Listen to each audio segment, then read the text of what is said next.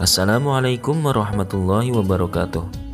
Sahabat santri, Kiai Haji Hasyim Asy'ari selain dikenal sebagai pahlawan kemerdekaan karena fatwa resolusi jihadnya yang mengobarkan semangat masyarakat dan tokoh pemuda dalam menghadang agresi militer Belanda di Surabaya, beliau juga merupakan salah satu tokoh ulama yang sangat berpengaruh dalam mencerdaskan bangsa. Selain menjadi pendiri ormas terbesar di Nusantara, beliau juga merupakan pendiri pondok pesantren yang banyak mencetak ulama besar yang tersebar di penjuru Nusantara. Namun, tahukah kalian jika beliau selama menjadi santri Syekhona Khalil jarang mengikuti pengajian jika dibandingkan dengan santri lainnya? Beliau lebih banyak menghabiskan waktu untuk mengurus kuda milik Syekhona Khalil. Hal ini dilakukan Syekhona Khalil karena mengetahui bahwa Hasyim Asy'ari kelak akan menjadi ulama besar dan mendapat ilmu laduni. Begitu banyak kisah menarik yang dialami Kiai Hasyim selama mesantren di tempat Kiai Khalil Bangkalan. Salah satunya kisah yang akan kita dengarkan pada kali ini. Suatu ketika datang seorang pengasuh pesantren dari tanah Jawa bertamu menghadap Syekhona Khalil. Dia meminta Syekhona untuk mencarikan santri agar dijodohkan dengan putrinya dan menggantikannya memimpin pesantren yang dia asuh.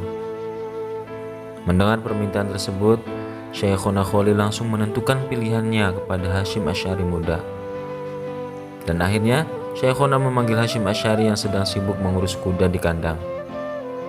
Beliau pun memanggil Hasyim Asy'ari. Mendengar suara Syekhona memanggil, Hasyim Asy'ari langsung segera menghadap menemuinya. Dan tanpa banyak bertanya, Hasyim Asy'ari muda langsung diam dan menundukkan kepalanya. Lalu Syekhona Khalil berkata kepada tamunya, "Ini dia calon menantu yang akan meneruskan perjuanganmu."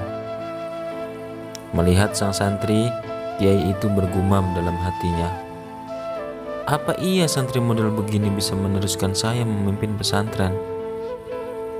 Mbah Hasyim yang mendengarkan dawuh Yai Khalil juga merasa bingung dan bergumam dalam hati, "Apa Mbah Khalil tidak salah mau menikahkan saya dengan putri Kiai yang punya pondok pesantren besar ini?" Syekhona Khalil yang mampu mendengarkan isi hati keduanya langsung memecah kebingungan dan berkata, "Monggo sampean pulang ke rumah dan persiapkan pesta pernikahannya. 3 hari lagi saya akan datang bersama calon menantumu ke rumah untuk akad nikah." Beliau juga berkata kepada Hasyim untuk kembali ke kandang. "Hasyim, silakan kembali ke kandang." Hasyim Asy'ari muda pun langsung segera kembali dengan pikiran heran bercampur bingung. Beliau bergumam dalam hati, "Bagaimana ini? Apa saya bisa menjalaninya? Kenapa Mbah Khalil tidak memberitahu saya dulu? Paling tidak menawarkan saya mau atau tidak untuk dinikahkan." Hari itu dilalui Mbah Hasyim dengan rasa gundah dan penuh kebingungan. Apa yang harus saya lakukan? Namun disitulah pertolongan Allah ditampakkan. Hasyim Asy'ari muda ingat dawuh Yai Khalil saat mengikuti pengajian kitab.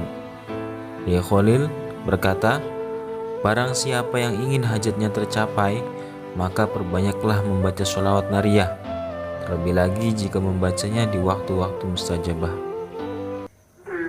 Pada malam harinya sekitar jam 12 malam, Mbah Hasyim membaca sholawat nariyah sebanyak-banyaknya. Hingga menjelang subuh beliau ketiduran, dan keajaiban pun terjadi di mana beliau bermimpi dan dalam mimpinya beliau bertemu dengan Imam Bukhari. Beliau belajar langsung ilmu hadis dan hadis-hadis sahih selama 40 tahun lamanya. Lalu beliau terbangun pada saat subuh dan terheran-heran dengan mimpi yang beliau alami. Malam selanjutnya, Mbah Hasyim melakukan persis dengan apa yang beliau kerjakan pada hari sebelumnya, yaitu membaca sholawat nariyah sebanyak-banyaknya. Hingga beliau terlelap dan mimpi bertemu dengan Imam Syafi'i radhiyallahu an. Beliau belajar banyak tentang fikih 4 mazhab kepada Imam Syafi'i secara langsung selama 40 tahun. Kemudian beliau terbangun untuk melaksanakan sholat subuh. Pada malam ketiga, beliau masih melakukan amaliyah yang beliau kerjakan pada malam-malam sebelumnya, hingga beliau tertidur lagi dan mimpi bertemu langsung dengan Imam Ghazali dan Imam Junaid al-Baghdadi. Dari keduanya, Mbah Hashim belajar ilmu tasawuf selama 40 tahun. Setelah itu beliau terbangun dan terkejut dengan mimpi-mimpinya selama ini. Esok harinya, beliau hendak bertanya kepada Syekhuna Khalil tentang sebuah mimpi yang beliau alami selama 3 hari berturut-turut itu. Namun, belum sempat Mbah Hashim bertanya, Syekhuna Khalil menyuruhnya untuk bersiap-siap berangkat ke rumah calon mertuanya untuk melaksanakan akad nikah. Lalu keduanya pun berangkat.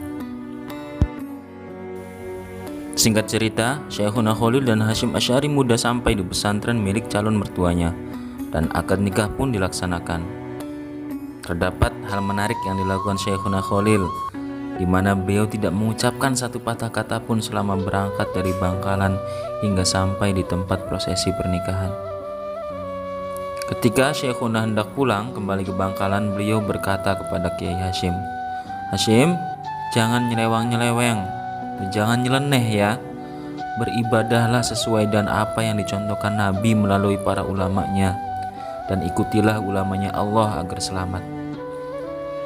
Beliau juga berkata kepada mertua Kiai Hasyim, "Jangan meragukan Hasyim, dia sudah mengaji selama 120 tahun." Perkataan Syekhuna Khalil itu tidak dipahami oleh para tamu undangan yang hadir, bahkan oleh mertua dan Kiai Haji Hasyim Asy'ari sendiri. Mereka malah kebingungan dengan apa yang dikatakan oleh Kiai Khalil dan bergumam, bagaimana bisa pemuda yang baru berumur 21 tahun sudah belajar 120 tahun lamanya. Lalu Syekhuna Khalil pun pamit untuk kembali ke Bangkalan. Esok harinya setelah melewati prosesi pernikahan yang melelahkan, Hasyim Asy'ari muda diminta ayah mertuanya untuk mengajar para santri di masjid. Hal ini mertuanya lakukan untuk mengetes seberapa dalam keilmuan Kiai Hasyim. Di atas meja yang biasa digunakan ayah mertuanya mengaji sudah tersedia 2 kitab tafsir dan 1 kitab hadis. Kiai Hasyim gugup berada dalam situasi tersebut. Namun keajaiban pun terjadi. Beliau menjelaskan kitab tafsir dan hadis yang berada di depannya dengan sangat jelas dan lugas, seperti halnya seorang ulama besar yang hafal isi kitab itu di luar kepala. Dan beliau menjelaskan isi dari kitab tanpa membukanya sama sekali. Subhanallah. Para ustadz dan santri senior yang sebelumnya tidak yakin dengan keilmuan Kiai Hasyim menjadi kagum dan takjub. Begitu pula dengan ayah mertuanya yang diam-diam memperhatikan beliau dari balik jendela rumahnya. Demikian kisah salah satu karomah dari Syekhuna Khalil dan Kiai Haji Hasyim Asy'ari. Semoga Allah Subhanahu wa taala mengalirkan manfaat kepada kita semua dengan sebab keberkahan beliau dan memberi kita petunjuk pada kebaikan demi kehormatan beliau. Amin ya rabbal alamin.